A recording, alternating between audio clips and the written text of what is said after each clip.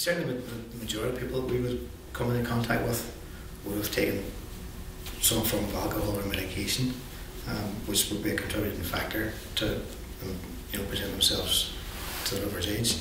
But we would have people as well that haven't taken any form of accelerant at all. So it's a bit of both. The majority of people, yes, it would be alcohol taken. Sport Against Suicide is a really good campaign. I think it's probably the first one of its kind that I've ever heard of. And as well as being a fundraiser, more importantly, it's actually about raising awareness of mental health issues, and specifically the fact that to try and encourage people to get more involved in not only sport but probably exercise as well, because it's proven that light exercise, getting involved in sport, can lift your mood, it can improve your well-being as well.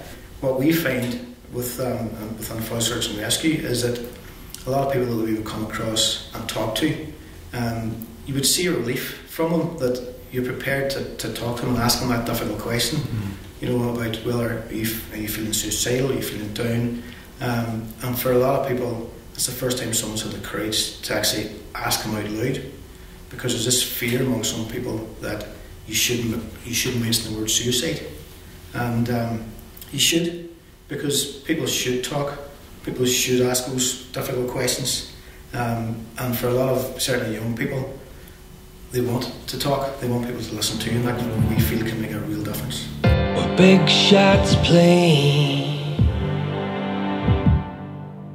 inside of nightmares, they don't go away.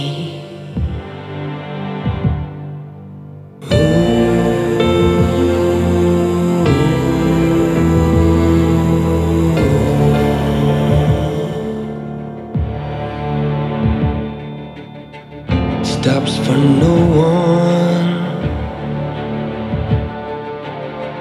It can be yours from the sun in the desert. The weekend that we found Kieran was an ordinary weekend. There was nothing different about it. I sent the usual text on a Sunday, dinners at 3. He didn't respond. I just assumed that he wasn't coming. Sometimes he came late, sometimes he didn't come at all. I didn't think anything of it, and then we got a phone call on a Monday night to say that his friends hadn't seen him, and I just got this real gut feeling. I asked a few questions, and then I just got this gut feeling that he was dead and that this was it, because I knew that he was down about certain situations in his life. And so when we went to the house and found Kieran, it was like nothing you could ever imagine explaining to somebody. But for me, I didn't cry. I just became extremely calm. My first words were, "Don't touch anything, leave everything as it is." I had had the conversation with him. He promised me he wouldn't kill himself.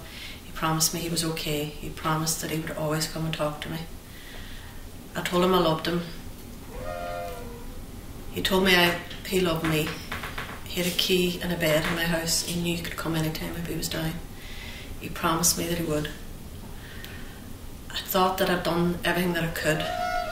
Now that he's dead, I think I could have done more. I believe I could have done more. And all the people in the world that tell me that I've done everything that I could have done, I think there could have been something else. I think there's always another way. There's always another answer. I keep saying I need to talk about it. I need to talk how it was, how it is for me now.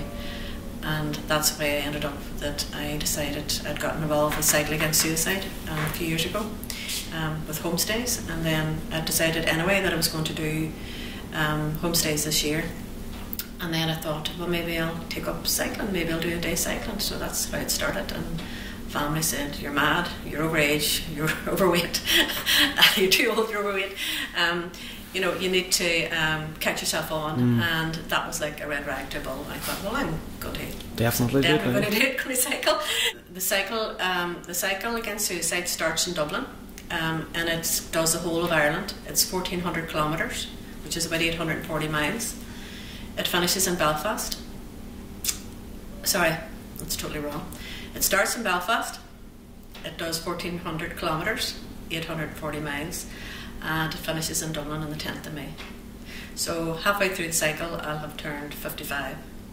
So I'm a menopausal, overweight 55-year-old woman taking on a huge challenge. Sounds like the best time to do it. Sounds like the best time to do it, I think. Question? As far as we knew, there never was a problem either, nor we didn't know anything. He never felt low, or his work on me in Kildare.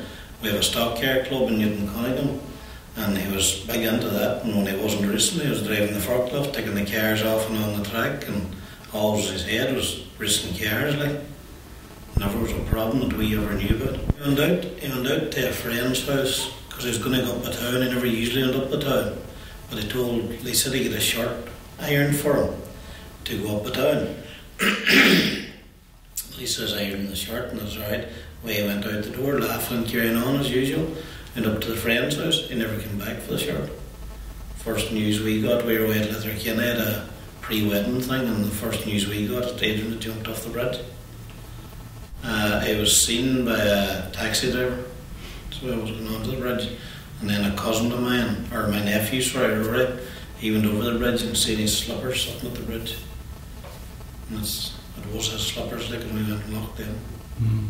So whatever was on his head? Whatever came through his head, or whatever in his head, or whatever it was, I thought personally, drugs, like, or something. You know, everything goes through your mind, but there were no drugs in his body, so they didn't quit. Oh, there's a lot of questions to be still answered, like, in our heads, like, but I don't think I'll ever be answered now, you know what I mean? Are you at peace with it? No, you never really get to peace with it. You learn to live with it. That's all you can do, like. You know, they say time heals, but it doesn't. Time doesn't heal. You learn how to deal with it better. Well, we went to the bridge that night and we talked to Paddy Wilson.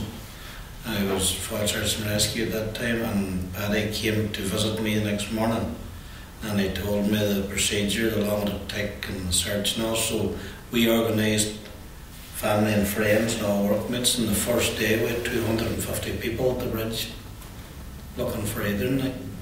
And I never knew or understood what Fire Search and Rescue meant up until that time. Like.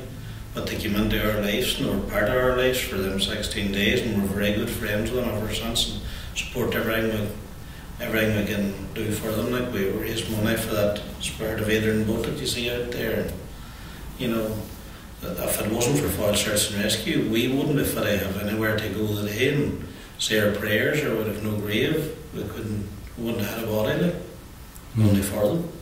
You know, simple as that, like, that, you know, they're not appreciated at all. Not enough fun going to them. You know, simple.